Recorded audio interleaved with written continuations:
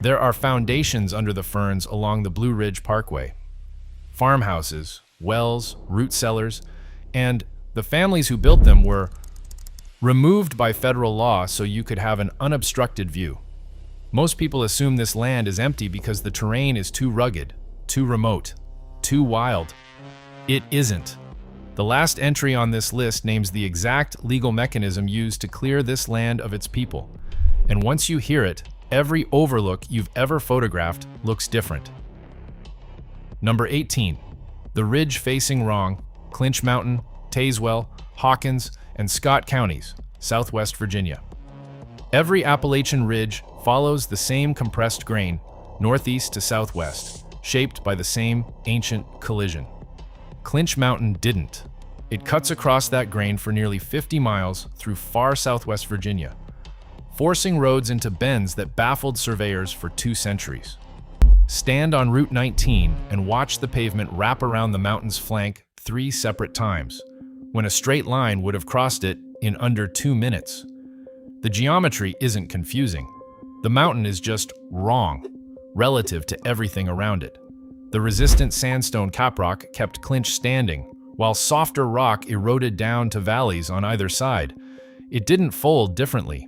It lasted longer. That stubbornness created one of the longest unbroken wildlife corridors in Virginia, almost entirely by accident. The Clinch Mountain Wildlife Management Area covers over 25,000 acres and holds one of the most biologically diverse freshwater mussel communities on the continent. Nobody drove out there to protect it. The mountain kept everyone out long enough for the biology to accumulate. That is the pattern this whole range runs on.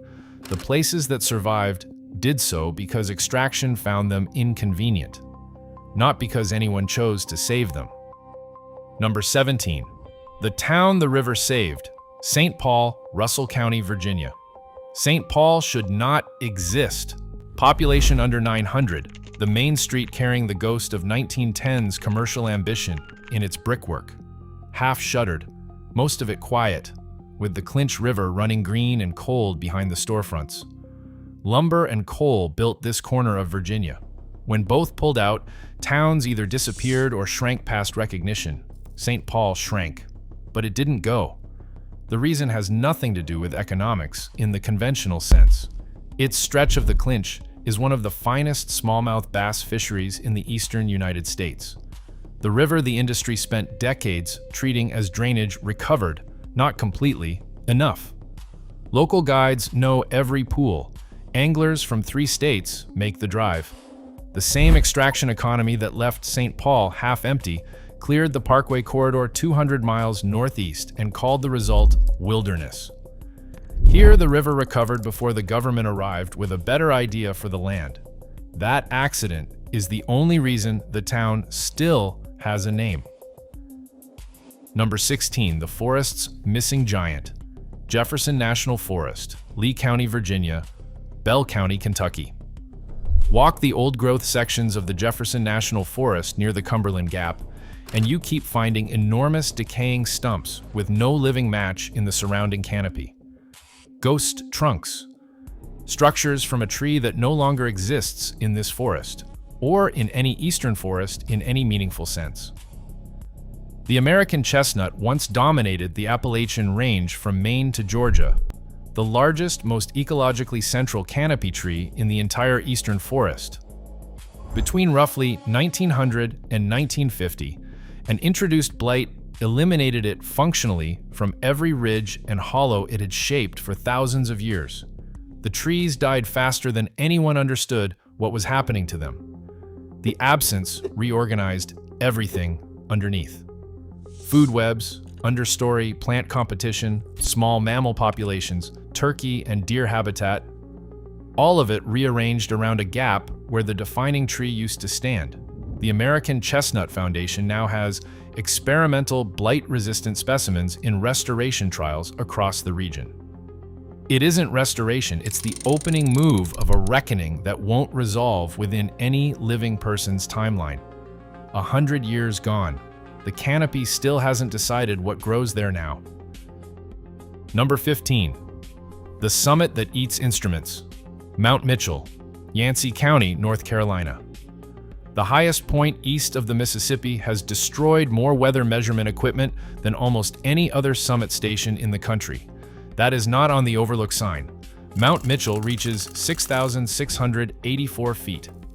Stand at the top in summer and watch the cloud layer settle below your feet while the valley towns run in full sun. Over 100 inches of precipitation annually, including rime ice that shears instruments off their mounts. Less visible, acid fog events severe enough to chemically damage the red spruce and Fraser fir below the cloud line.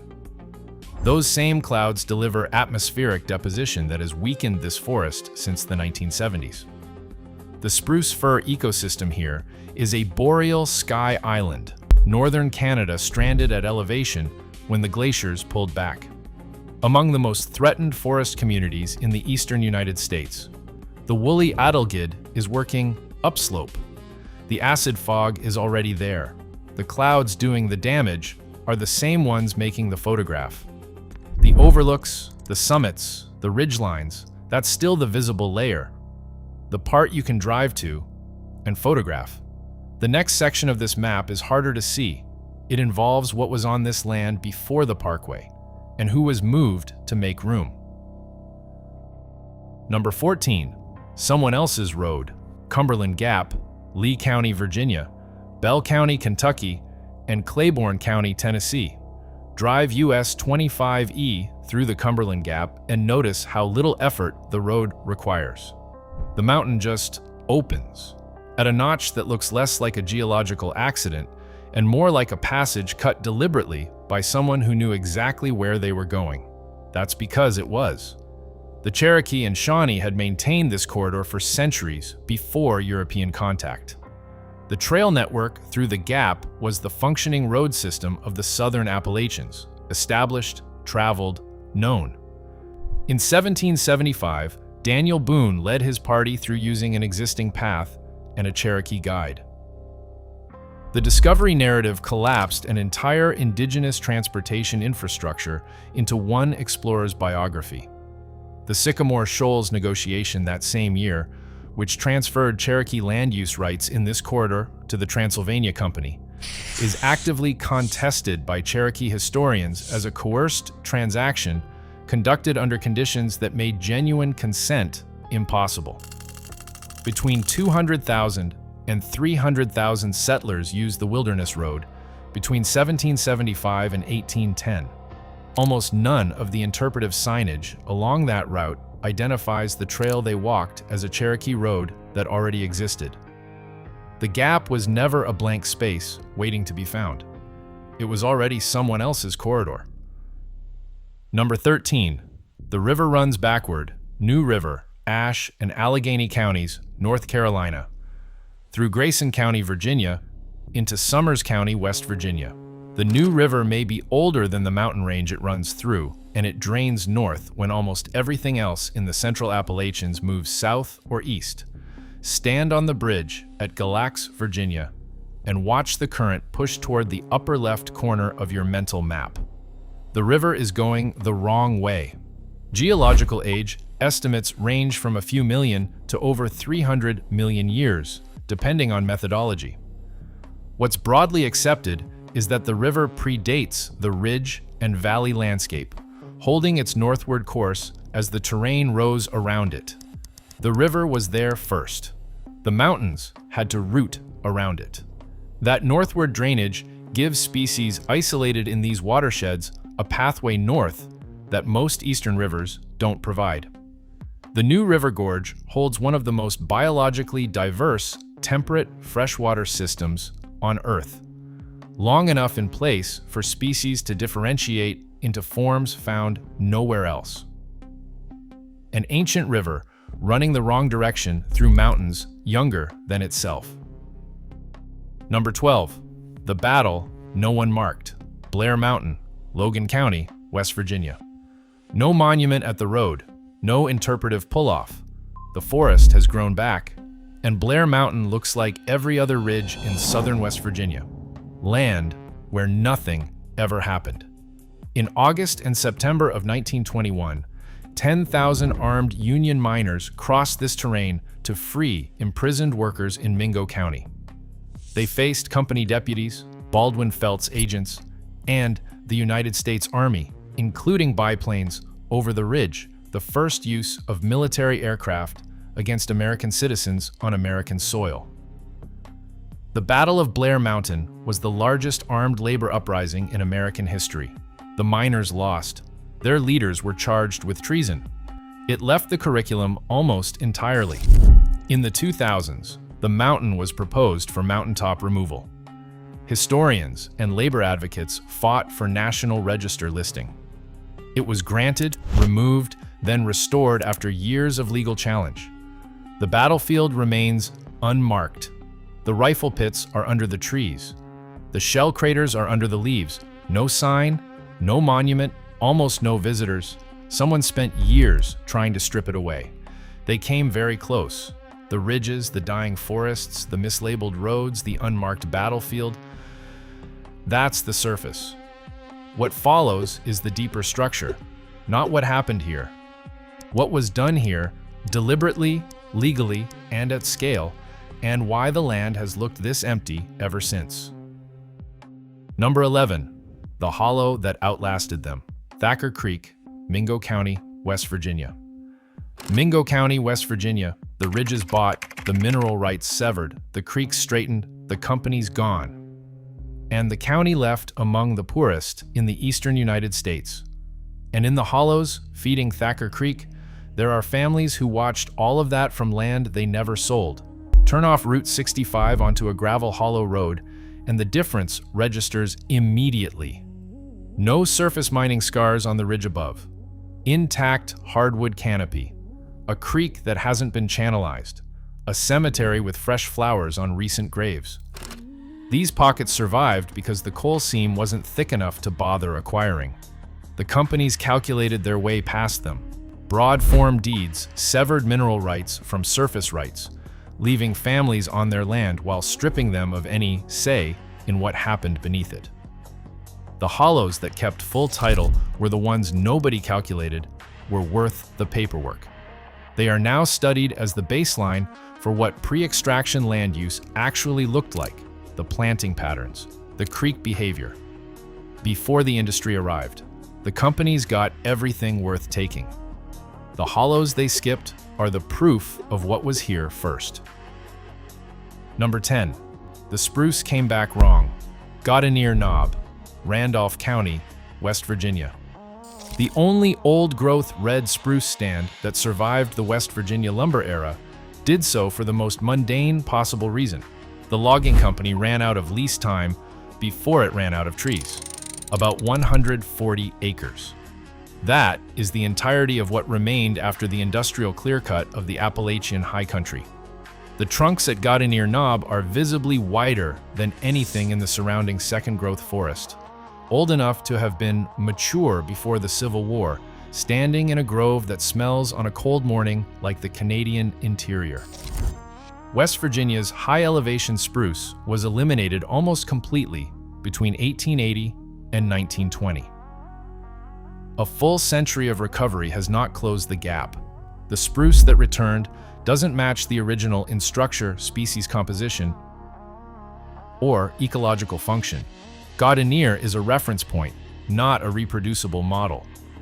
The Clinch Mountain salamander, federally threatened and endemic to these high-elevation zones, remains at risk not only because of the original destruction, but because the recovering forest operates at different moisture and temperature profiles than the forest it replaced.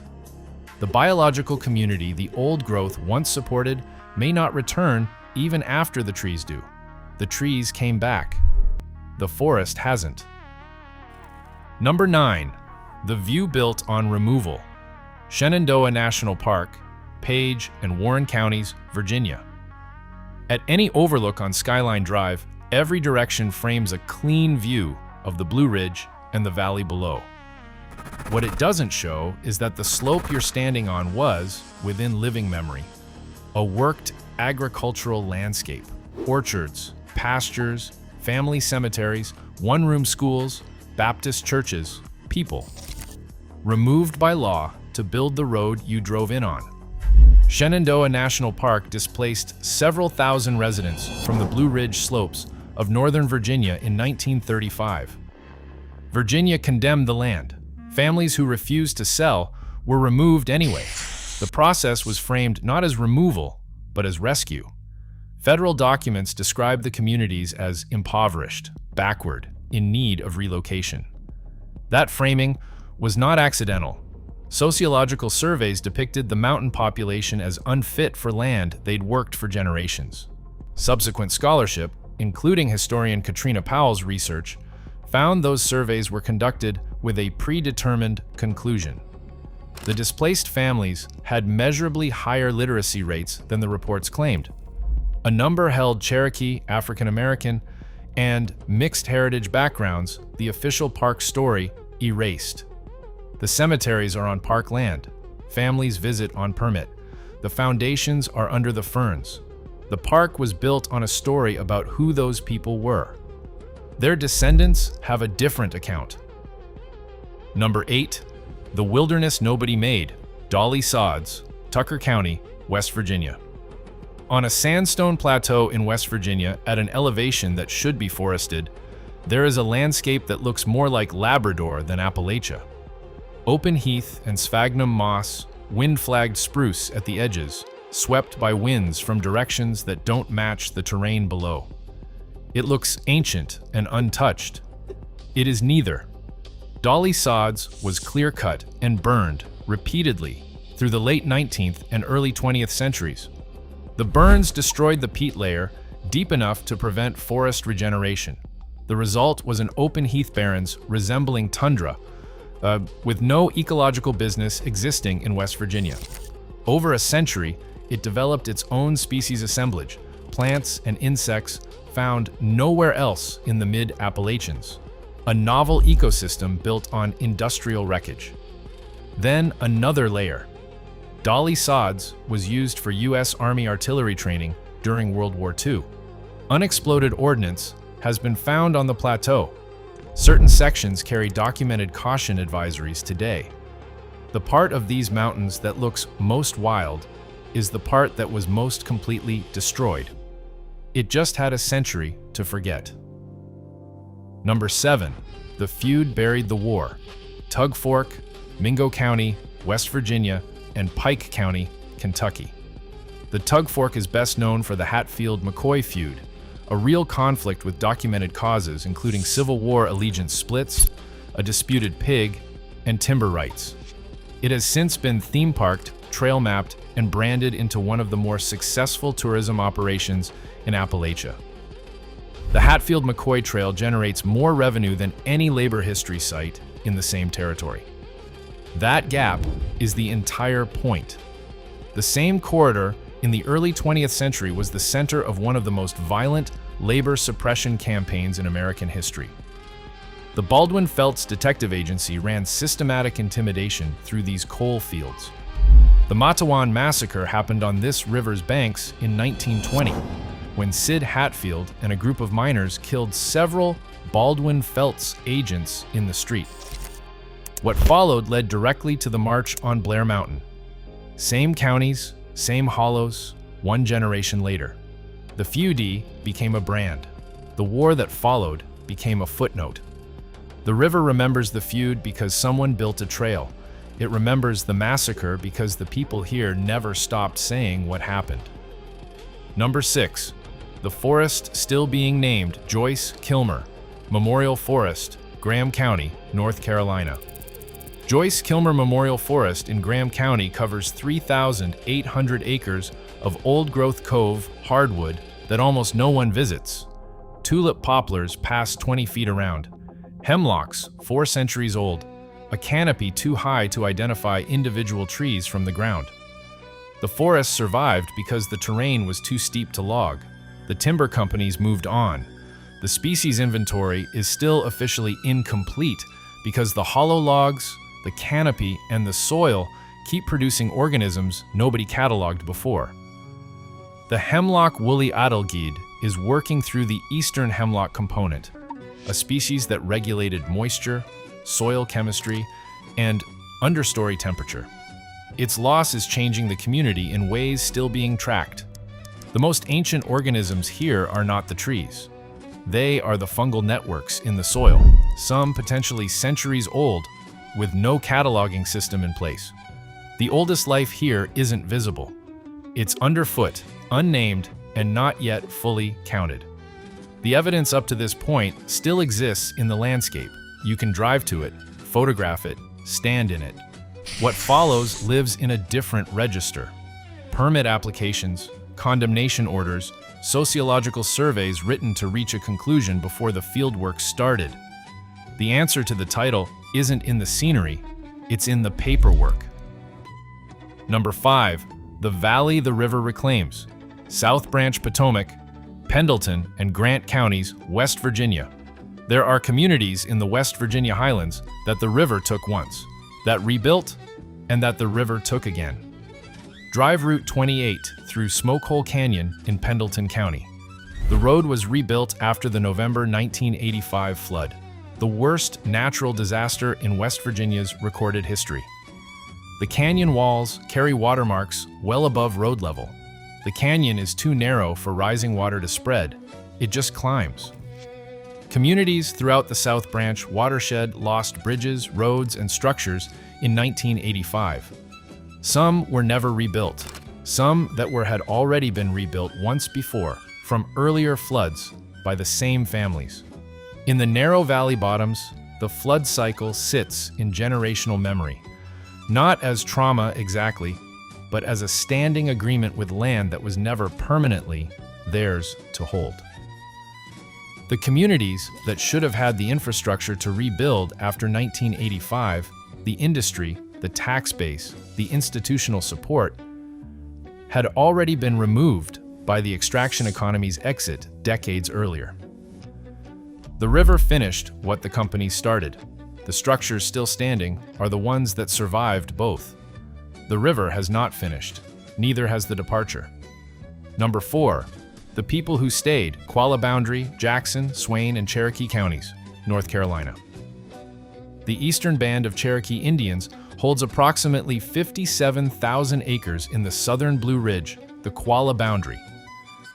Held continuously since the 1830s, they survived the removal era by remaining in mountains the federal government calculated were too difficult to administer.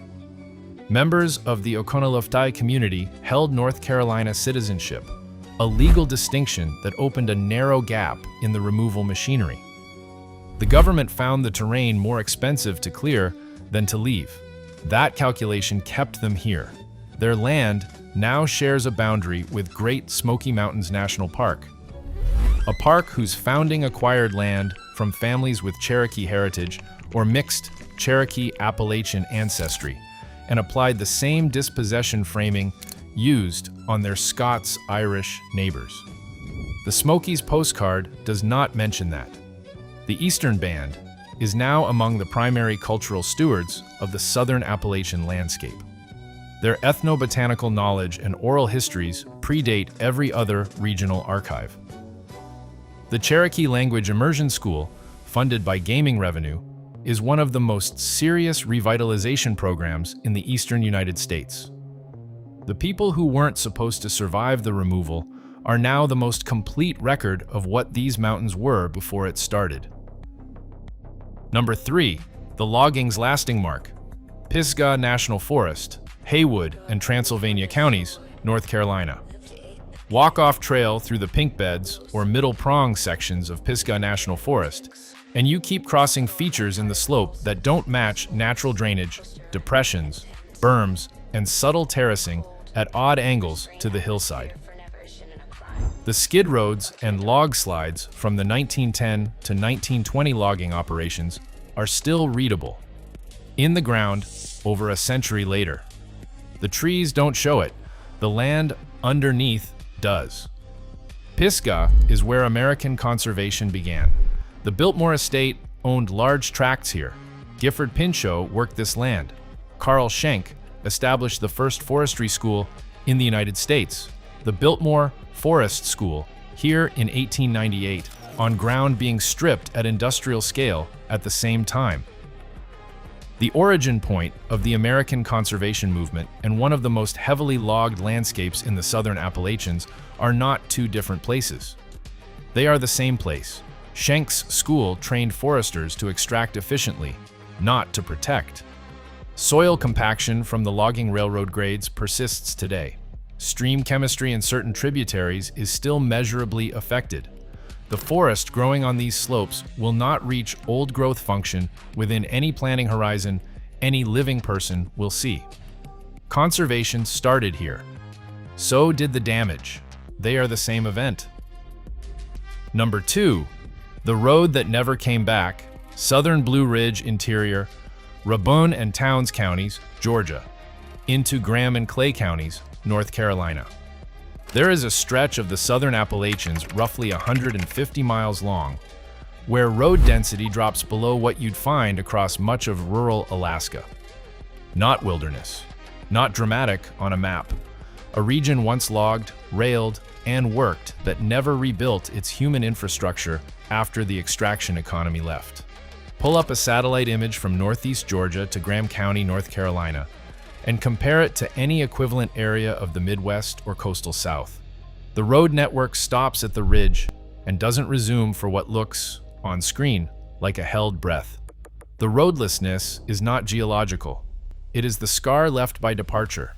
Timber and railroad companies built their own corridors, skid roads, splash dam routes, narrow gauge rail grades, and abandoned them when the resource ran out. The federal land system absorbed the acreage and locked it into a road pattern that still reflects the 1920s. The most intact zones are the mid-elevation coves the extraction economy couldn't reach. Now, refugia for brook trout, rare salamanders, and plant communities unchanged in over a century. The emptiest part of this map isn't empty because it was forgotten. It's empty because the people who came to take things left, and the land was never given back. Number 1. The Emptiness was built. Blue Ridge Parkway Corridor, Western North Carolina, Northern Virginia, Eastern Tennessee. Here is the answer to the title of this video, stated plainly. The most famous stretch of empty mountain landscape in the eastern United States is empty because the federal government removed the people who lived there. Not by natural disaster, not by economic migration, by law. And then built a scenic highway through the result and called it wilderness. Drive any section of the Blue Ridge Parkway and you are moving through what was, within living memory, a functioning agricultural landscape. Orchards, hayfields, pastures, family wells, one-room schools, Baptist churches, cemeteries with graves still being dug. All of it occupied, all of it cleared. The parkway and the parks at each end, Shenandoah in 1935 and Great Smoky Mountains in 1934, required millions of acres of private land across Virginia, North Carolina, and Tennessee. Virginia condemned land for Shenandoah. North Carolina did the same for the Smokies. Some families were paid, some weren't. Some refused and were removed anyway. The removal was described not as removal, but as progress. Federal documents consistently depicted the mountain communities as impoverished, backward, and incompatible with the national park vision. That framing reduced opposition. The displaced families had measurable literacy rates and generational land tenure running back 4 or more generations. A significant number held Cherokee, African American, and mixed heritage backgrounds, the official park story erased. The sociological surveys used to justify the removals were conducted with the conclusion already written. The cemeteries are on park land now, maintained by permit. Families apply to the federal government for the right to tend their own family graves. The foundations are under the ferns. The springs are running. Where the wells were, hikers cross kitchen floors every day without knowing it. The overlooks were built where the orchards stood. The wilderness trail runs through someone's hayfield. The postcard is accurate about the trees. It was designed to leave out everything that used to live among them. The emptiness was not discovered. It was constructed. The Appalachian Mountains that appear on road trip lists and national park passport stamps represent a managed corridor, a landscape emptied, legally defended, and rebranded as wilderness, running through a range whose real map includes rivers older than the mountains, forests still marked by what was taken, hollows that survived only by being overlooked, and communities erased so thoroughly the erasure became the scenery. If you know a road, a hollow, a foundation, or a cemetery on parkland that people drive past without knowing what they're passing, put it in the comments. Subscribe if this is the kind of history you want to keep finding, and the next investigation is on your screen.